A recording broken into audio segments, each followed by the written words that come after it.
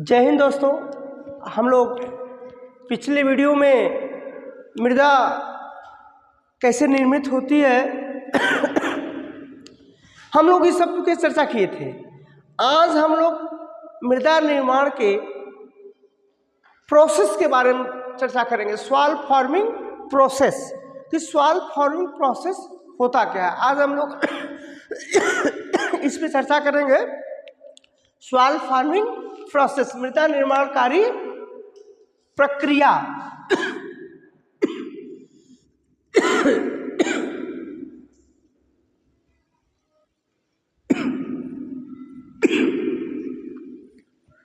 प्रक्रिया soil forming process,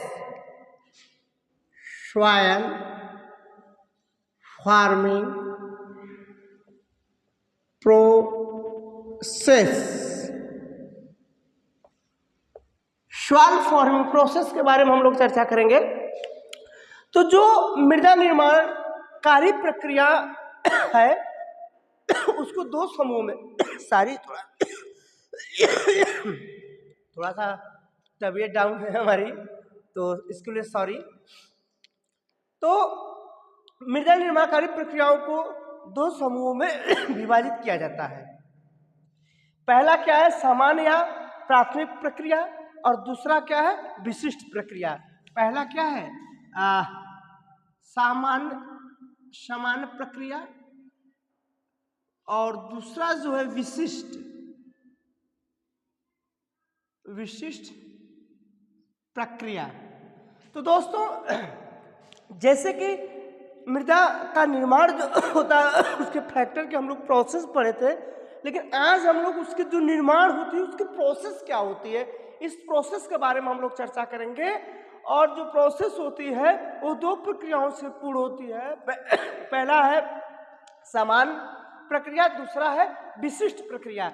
तो सामान्य प्रक्रिया के बारे में पहले हम लोग चर्चा करें, उसके बाद जो है विशिष्ट प्रक्रिया करेंगे। तो सामान्य प्रक्रिया में दोस्तों हम चले अगर चर्चा करें तो पहला हमारा जो है विच्छेदन है, मतलब डिकम्पोजिशन। हम डिकम्पोजिशन विच्छेदन की बात करेंगे। तो विच्छेदन में क्या होता है हम इस पर चर्चा करें। जैसे कि जब चट्टानों का वेदरिंग हो जाता है, जब चट्टान अपक्षयित होते हैं, जो अपक्षयित पदार्थ होते हैं, अपक्षयित पदार्थ मतलब जो अपक्षय के बाद, वेदरिंग के बाद जो पदार्थ बनता है, जो अपक्षयित पदार्थ होते हैं, अपक्षयित पदार्थ, ये जो अपक्षयित पदार्थ होते हैं इनका पुनः क्या होता है, इनका पुनः जो डिकम्पोजिशन होता है, विच्छेदन होता है। जो अपक्षयित पदार्थ होते हैं उनका पुनः क्या होता है, विच्छेदन होता है, डिकम्पोजिशन होता है। और डिकम्पोजिशन हो करके SiO2, Fe2O3 और एल्युमिनियम का 2O3 का निर्माण करते हैं। और उसके साथ साथ ये निर्माण करते हैं, ये क्या करते हैं, ये मृदा क्ले पे क्या होते हैं, मृदा जो होते हैं, जो मृदा के जो आंशिक रूप से क्या करते हैं, मृदा क्ले पे क्या होते हैं, संचित होते हैं। उसके बाद जो इसमें आपके sodium, magnesium, calcium, potassium, chlorine आदि होते हैं, इनके कार्बोनेट और बाइकार्बोनेट का ये निर्माण करते हैं मृदा सॉल्यूशन में जाकर के, और विशिष्ट यौगिक, बहुत सी यौगिकों का निर्माण करते हैं। तो ये मेरा आता है विच्छेदन, डिकम्पोजिशन के अंतर्गत। इसके बाद नेक्स्ट हमारा, अगर मैं बात करूं तो संश्लेषण की बात होती है, सिंथेसिस। उसके बाद हमारी क्या होती है, सिंथेसिस की प्रोसेस होती है। सिंथेसिस में क्या होता है दोस्तों कि आपका जो विच्छेदन जो है, विच्छेदन के बाद जो भी पदार्थ निर्मित होते हैं वो संयुक्त होकर के, वो क्या होते हैं, वो पदार्थ संयुक्त होकर के अनेक प्रकार के नए यौगिक या नए जो मिनरल का निर्माण करते हैं। उसके बाद हमारा क्या आता है, ह्यूमिडिफिकेशन। अब हमारी जो ह्यूमिफिकेशन की प्रक्रिया जो नेक्स्ट है, ह्यूमिफिकेशन की प्रक्रिया क्या होती है? ये ह्यूमिफिकेशन की प्रक्रिया होती क्या? मेन तो ये दोनों तो एक तरह से सामान्य में है, लेकिन सामान्य की एक जनरल प्रक्रिया हो गई, और सामान्य में थोड़ी सी जटिल प्रक्रिया प्रारंभ होते हैं ह्यूमिफिकेशन से, ह्यूमीकरण ह्यूमिफिकेशन से होती है। ये ह्यूमिफिकेशन पहले होती क्या, हम इसके बारे में जाने कि जहाँ पे नम जलवायु हो, जहाँ पे नम जलवायु हो, नम उस प्रकार की जलवायु हो, वहाँ पे क्या होते हैं, जो मृदा होती है, मृदा और जो नम जलवायु होती है, वहाँ पे उस मृदा में सूक्ष्म जीव भी अधिक पाए जाते हैं, और क्या होते हैं, जो पेड़ पौधे अधिक वहाँ पे उगते हैं। पेड़ पौधे जो पेड़ पौधों की जो पत्तियां होती हैं या पेड़ पौधे की जो जड़ें होती हैं, इनके क्या होता है, इस मृदा के ऊपर क्या होता है, वो लेटर के रूप में क्या होते हैं, लीटर के रूप में वो क्या होते हैं, पड़े रहते हैं। लीटर मतलब बिछावन के रूप में क्या होते हैं, पड़े होते हैं। और इनका क्या होता है, इनका जो है डिकम्पोज होता है, विघटित होते हैं, और विघटित होते हैं, और जो ये विघटित होते कहाँ है, पाए कहाँ जाते हैं, ये विघटित होकर के जो हमारा मृदा प्रोफाइल होती है, मृदा प्रोफाइल के ओ संस्तर में, ओ संस्तर मतलब ओ हॉरिजॉन, ओ हॉरिजॉन में क्या होते हैं, ये बिछे रहते हैं, और यहाँ पे इनका क्या होता है, डिकम्पोजिशन होता है, मतलब इनका विघटित होते हैं। विघटित होने के बाद ये जल वगैरह में घुल करके कहाँ चले जाते हैं, इसके नीचे लिंच करके ए हॉरिजॉन में चले जाते हैं। कहाँ चले जाते हैं, ए हॉरिजॉन में चले जाते हैं। और मैं आपको पहले ही बताया कि कहाँ पाए जाते हैं, जहाँ की नम जलवायु हो, वहाँ पे इस सब की प्रक्रियाएं होती हैं। और क्योंकि वहाँ पे सूक्ष्म जीव, उस मृदा में सूक्ष्म जीव अधिक होते हैं, उनके पेड़ पौधों पत्तियां जो टहनी होती है, जब जमीन पे गिरते हैं तो उसका क्या करते हैं, डिकम्पोज करते हैं, उसको विघटित करते हैं। विघटित करने के बाद वो ह्यूमस के रूप में जब बदल जाता है, कहने का मतलब कि जो कार्बनिक पदार्थ होता है उसमें सूक्ष्म जीवों द्वारा जब पूर्णतः डिकम्पोज हो करके नए पदार्थ का निर्माण, ह्यूमस का निर्माण कर लेते हैं, उस प्रक्रिया को ह्यूमिनिफिकेशन मतलब ह्यूमीकरण की प्रक्रिया करते हैं। और ये ह्यूमीकरण प्रक्रिया लिंच होकर के ए संस्तर में एकत्रित होते हैं। नेक्स्ट हमारा आता है निच्छालन। अभी जो निच्छालन है हमारा इलुविएशन, निच्छालन को इंग्लिश में क्या कहते हैं, इलुविएशन। ये इलुविएशन क्या होता है, निच्छालन जैसे आप तात्पर्य से मालूम, निच्छालन मतलब लिंच करना। ये क्या होता है, जो हमारा ए हॉरिजॉन होते हैं, ये ए हॉरिजॉन में से जो हमारे मिनरल्स होते हैं वो क्या करते हैं, ए संस्तर से लीच करके बी संस्तर में क्या होते हैं, पहुंच जाते हैं। मतलब ए संस्तर से लीच करके बी संस्तर में पहुंच जाते हैं हमारे। और इन बी संस्तर को क्या कहते हैं, बी संस्तर को वहां पे जो ए संस्तर होता है, वो ए संस्तर में जो लिंच करते हैं, बी संस्तर में जाते हैं, तो ए संस्तर को क्या कहते हैं, आपका वॉश आउट मतलब धुलना। मतलब वहां पे जल से क्या हो गया, एक तरह से मिनरल धुल करके कहाँ चले गए, बी संस्तर में चले गए। और ये संस्तर अक्सर कहाँ पाई जाती है, जहाँ पे क्या हो, कह सकते हैं कि नम जलवायु हो, मतलब जहाँ पे क्या हो, अधिक बारिश हो। और इस प्रकार के अगर मृदाओं की मैं अगर बात करूं तो एलिवेशन जो आपका होता है, हमने आपको पहले बताया कि इस प्रकार की मृदा क्या हो, जहाँ पे नम जलवायु हो। तो एलिवेशन की मैं बात करूं, मैं फिर से बता दूं कि एलिवेशन जो निच्छालन होता है, इसमें क्या करते हैं, जो मिनरल्स होते हैं वो ए संस्तर से पानी द्वारा घुल करके बी संस्तर में चले जाते हैं। इसलिए एलिवेशन वाले संस्तर, ए संस्तर को एलिवेशन संस्तर भी कहते हैं और वॉश आउट भी कहते हैं, क्योंकि इसमें से सभी तत्व क्या होता है, जो आपके मिनरल्स होते हैं धुल करके बी संस्तर में चले जाते हैं। अब मेरा आ गया निक्षेपण। अब निक्षेपण की बात करें मैं, तो निक्षेपण की बात है आगे। निक्षेपण पे इलुविएशन, देखिए थोड़ी सी अंतर है, यहाँ पे ELU और यहाँ पे EILLU, इलुएशन। तो इसमें क्या होता है, एलिवेशन की प्रोसेस क्या होती है? एलिवेशन का मतलब होता है कि संचित होना, मतलब जो ए संस्तर से मिनरल्स जो है घुल करके नीचे की तरफ जाते हैं, वो आकर बी संस्तर में क्या होते हैं? संचयित हो जाते हैं, संचयित हो जाते हैं। यहाँ पे संचित होते हैं मतलब क्या होते हैं? स्टोर होते हैं। और इसलिए इसको क्या कहते हैं? वाश इन कहते हैं। क्या कहते हैं? Wash in.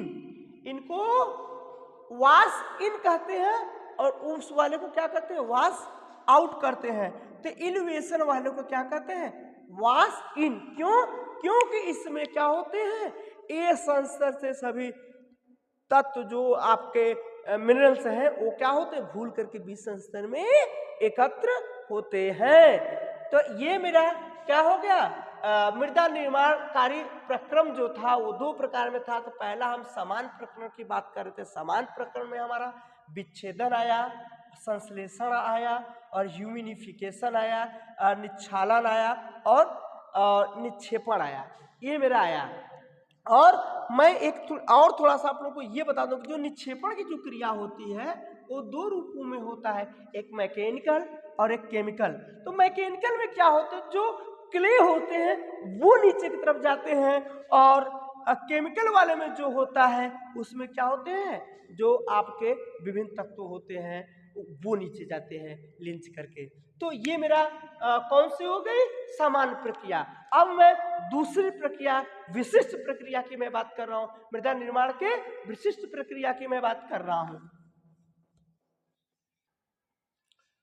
विशिष्ट प्रक्रम की अब मैं बात करूं तो अभी मैं सामान्य प्रक्रम की बात किया था, अब मैं विशिष्ट प्रक्रम की बात कर रहा हूं। विशिष्ट प्रक्रम थोड़ी सी जो केमिकली रूप से एक तरह से आधारित है और बहुत जटिल प्रोसेस है, तो हम इसके बारे में अगर चर्चा करें तो विशिष्ट प्रक्रम में अगर मैं चलूं तो पहला मेरा पोडोलाइजेशन। पोडोलाइजेशन मतलब पोडलीकरण। पोडोलाइजेशन, पहले पोडोलाइजेशन का हम शब्द कर दें कि पोडोलाइजेशन क्या है, क्या शब्द है। तो जो पोडोल शब्द है, ये जो पोडजोल शब्द है, ये पोडजोल शब्द जो है रूसी शब्द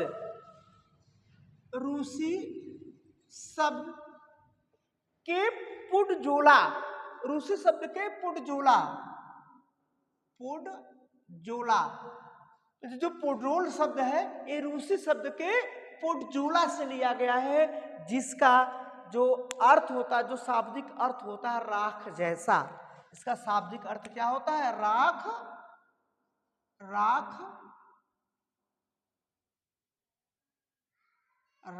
जैसा।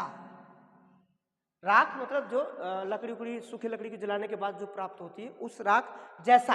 तो हमने आपको बताया कि पोडोलाइजेशन की प्रोसेस के पहले मैं जानूं कि ये शब्द क्या है। जो पोडजोल शब्द है वो रूसी भाषा के पेटजोला शब्द से लिया गया है, जिसका शाब्दिक अर्थ होता है राख जैसा। तो जो पोडोलाइजेशन की जो प्रोसेस होती है वो अक्सर कहाँ होती है? आपका नम वाले क्षेत्रों में होती है। कहाँ होती है? नम वाले क्षेत्रों में होती है, जहां पे ठंडे प्रदेश हो एवं नम वातावरण हो। क्या हो? ठंडा प्रदेश और नम जलवायु वाला उस क्षेत्र में पाई जाती है। इसमें क्या करता है कि नम जलवायु होने के कारण वहां बारिश होगी, पानी होगा, उससे क्या होगा? तो जो ह्यूमस होता है और सेक्सवी ऑक्साइड, ह्यूमस और सेक्सवी ऑक्साइड, जो सेक्सवी ऑक्साइड, ह्यूमस और सेक्सवी ऑक्साइड जो होती है वो लिंच कर जाती है निचले संस्तर में, निचले हॉरिजॉन में क्या कर जाती है? लिंच कर जाती है। तो इनके लिंच कर जाने से, इनके नीचे चले जाने से क्या होता है? ये मृदाएं क्या होती हैं? जो लिंच कर जाती है, मतलब ह्यूमस और सेक्सुअल जो नीचे लिंच कर जाएंगी, तो इस पूरे प्रोसेस को पोडोलाइजेशन की क्रिया कहते हैं। क्या कहते हैं? पोडोलाइजेशन की क्रिया करते हैं। और जिस मृदा में पोडोलाइजेशन की क्रिया होगी वह मृदा कैसे हो जाएगी? वो मृदा अम्लीय हो जाती है। कैसी हो जाती है? अम्लीय हो जाती है। तो इसमें देखिए कई तो क्वेश्चन होते हैं, कॉम्पिटिटिव जब एग्जाम देंगे तो इसमें कई क्वेश्चन हो जाएगी। तो पहला क्या होगा? पोडोलाइजेशन क्या है? पोडोलाइजेशन क्या है? एक विशिष्ट प्रक्रम है किसके? मृदा निर्माण के। ये क्वेश्चन हुआ। दूसरी बात है कि पुडजोल शब्द आया कहाँ से? तो पुडजोल शब्द रूसी शब्द के पुडजोला से आया। ये इंपॉर्टेंट बात हुई। इसमें क्या करते हैं? ये अक्सर कहाँ होते हैं? ठंडे और नम जलवायु वाले क्षेत्र में, ठंडे प्रदेशों में और नम जलवायु वाले क्षेत्रों में पाई जाती है। इसमें क्या होता है कि वहां पे पानी होगा, बारिश होगी, उससे क्या होता है? सेक्सवी ऑक्साइड, जो सेक्सवी ऑक्साइड होता है और जो ह्यूमस होता है वो लिंच कर जाते हैं, निचले संस्तर में लिंच कर जाते हैं। और इन पोडोल जो इनके सेक्सवी ऑक्साइड और ह्यूमस का निचले संस्तर में लिंच कर जाना ही पोडोलाइजेशन कहलाता है। और इस प्रकार के क्या होती हैं? इस प्रकार की मृदाएं क्या होती है? अम्लीय प्रवृत्ति की होती है, क्योंकि सेक्सवी ऑक्साइड के साथ साथ जो क्या है, जो बेस होती हैं वो भी नीचे चली जाती हैं। तो ये दोस्तों हमारी पोडोलाइजेशन की बात हुई। अब हम लेटराइजेशन की बात करेंगे। लेटराइजेशन की हम अब बात करेंगे। दूसरा क्या है मेरा? लेटराइजेशन। इसमें क्या है दोस्तों? लेटराइजेशन की प्रक्रिया क्या होती है? लेटराइजेशन की प्रक्रिया में क्या होता है कि जो फेरस होती है, जो अल्युमिनियम होती है, जो मेरी फेरस और अल्युमिनियम है, जो फेरस और अल्युमिनियम है वो क्या होता है? वो भी ऊपरी संस्तर से क्या होता है? नीचे की तरफ क्या होता है? लिंच कर जाता है। सॉरी, फेरस और अल्युमिनियम ऊपर रहता है और जो सिलिका होती है वो क्या होती है? सिलिका जो होती है वो नीचे लिंच कर जाती है। मतलब लेटराइजेशन की प्रोसेस में फेरस और अल्युमिनियम सतह पे बने रहेंगे और जो मेरी सिलिका होगी वो नीचे क्या कर जाएगा?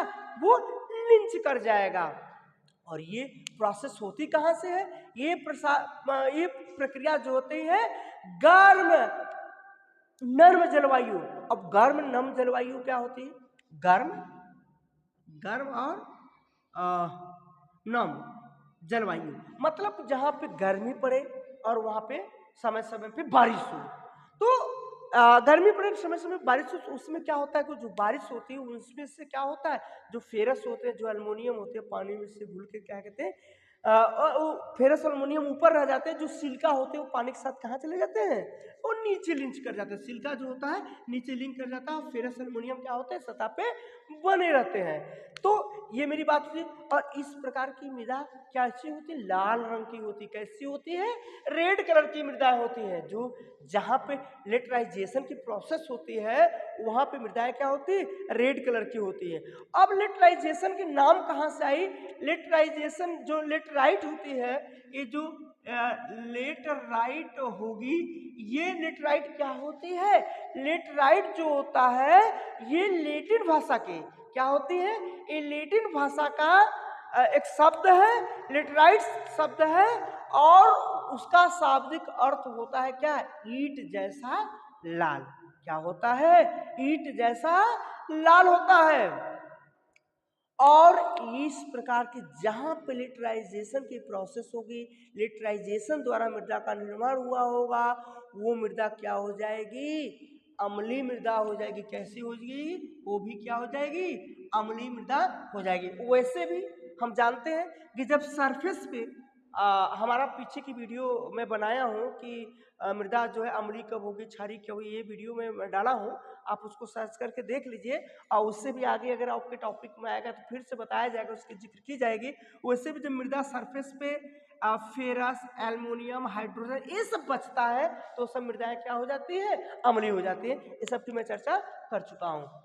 नेक्स्ट की अगर मैं बात करूं दोस्तों तो हमारा है कैल्सिफिकेशन। क्या हो गया हमारा? कैल्सिफिकेशन। देखिए कैल्सिफिकेशन की तात्पर्य क्या है? कैल्सिफिकेशन का मतलब क्या होता है? कैल्शियम का मृदा में बढ़ना।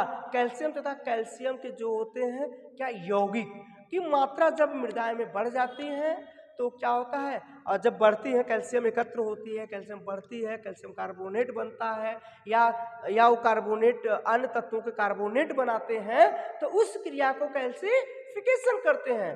और इस प्रकार की जो क्रियाएं कहाँ होती हैं, जहां पे क्या हो, कम वर्षा हो, जहां पे कम वर्षा हो और पैतृक मृदा, जो मृदा की जो पैतृक पदार्थ है उसमें क्षारों की क्या हो, अधिकता हो। क्या बात कर रहा है, यहाँ पे कहा कि कम वर्षा, जहां पे कम वर्षा हो और क्या हो, जो मृदा का पैतृक पदार्थ है, पेरेंट मटेरियल है, उसकी क्या हो, उस पैतृक मटेरियल में क्या हो, क्षारीय मृदाएं जो क्षारीय या कहते हैं बेस, जो बेस होती हैं उनकी क्या हो, क्षारों की अधिकता हो। क्या हो, क्षारों की अधिकता। देखिए 2-3 बात हुई, जहां पे कम वर्षा हो, मृदा के पैतृक पदार्थ में क्षारों की अधिकता हो, क्षारों की क्या हो, अधिकता हो, वो क्या हो, वो कैल्सिफिकेशन या कैल्सिफिकेशन कहलाते, कैल्सीकरण कहलाती है। और उस प्रकार के मृदा में क्या हो, हमने आपको बताया कि कैल्शियम की मात्रा क्या होती है, बढ़ने लगती है। और जब कैल्शियम की मात्रा बढ़ेगी, जब कैल्शियम की मात्रा इसमें क्या होगी दोस्तों, बढ़ेगी, तो मृदा में कार्बन डाइऑक्साइड है, मृदा में जो कार्बन डाइऑक्साइड है, ये कार्बन डाइऑक्साइड क्या होती है, कार्बन डाइऑक्साइड क्या होती है, क्रिया करके क्रिया करके कार्बोनेट का निर्माण करती है। और ये जो कार्बोनेट होती है, ये अन्य क्षारों का, जैसे कैल्शियम, सोडियम, मैग्नीशियम क्या बनाती है, कार्बोनेट बनाते हैं। ठीक है, तो इस प्रक्रिया को कहा कैल्सिफिकेशन की प्रक्रिया कहते हैं। और दोस्तों अगर मैं वहीं जाऊं तो थोड़ा सा उल्टा अगर जाए, और एक चीज और है कि कम बारिश होगी, जब कम बारिश होगा तो क्या होगा, तो क्या होगा, वाष्प के द्वारा मृदा के ऊपर जो कैलपिलरी ट्यूब बनेगी, केस की नलिका बनेगी, उसके द्वारा का जल क्या सतह पे आएगा, जब जल सतह पे आएगा तो उसके साथ कैल्शियम और मैग्नीशियम और आपका सोडियम, ये सब चीजें आएंगी।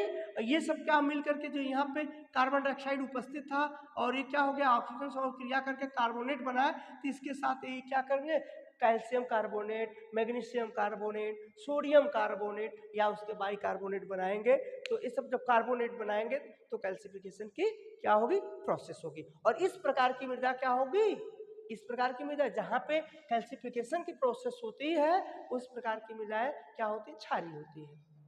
तो दोस्तों ये मेरी बात हो गई। अब मैं नेक्स्ट की बात अगर मैं करूं तो कैल्सिफिकेशन, कहीं कहीं डीकैल्सिफिकेशन भी होता है। डीकैल्सिफिकेशन का मतलब होता है वहाँ पे जो कैल्शियम वाले तत्व होते हैं उसको हटा करके उसको रिप्लेस करके अन्य तत्व आ जाते हैं, तो उसको डीकैल्सिफिकेशन कहा जाता है। कहीं कि ये भी होता है, हम अपने पॉइंट में उसको नहीं दिए हैं जगह। अब नेक्स्ट है मेरा क्या, सेलेनाइजेशन, एल्कलाइजेशन। सेलेनाइजेशन मतलब लवणीकरण क्षारीकरण में आप जानते हैं कि इसमें क्या होता है, ये लवणीकरण क्षारीकरण होता कहाँ है, किस ये प्रोसेस कहाँ पे होती है, तो जहाँ पे शुष्क क्षेत्र हो, जहाँ पे बारिश कम हो, जहाँ पे बारिश कम हो या जल स्तर क्या हो, जहाँ पे वर्षा जो कम हो, वर्षा कम हो और क्या हो, शुष्क प्रदेश हो, शुष्क प्रदेश हो।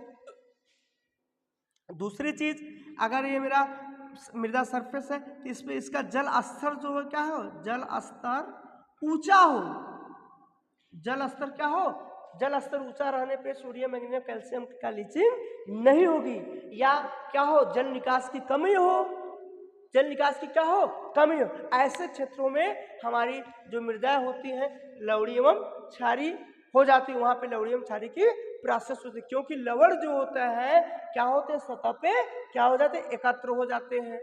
ठीक है, और तो ये मेरा क्या हो गया, सेलेनाइजेशन एंड एल्कलाइजेशन की मेरी प्रोसेस हुई। नेक्स्ट प्रोसेस है मेरा पिट फॉर्मेशन।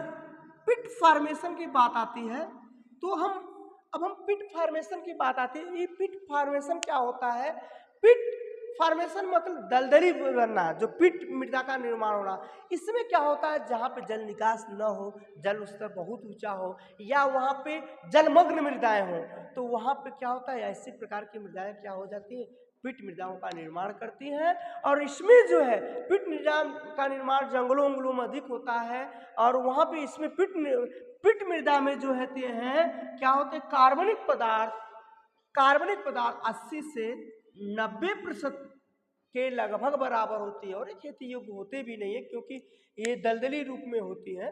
तो ये मेरा पिट की निर्माण की मेरी मृदा हो गई। अगर मैं नेक्स्ट बात करूं तो ग्लाइजेशन की एक प्रोसेस होती है।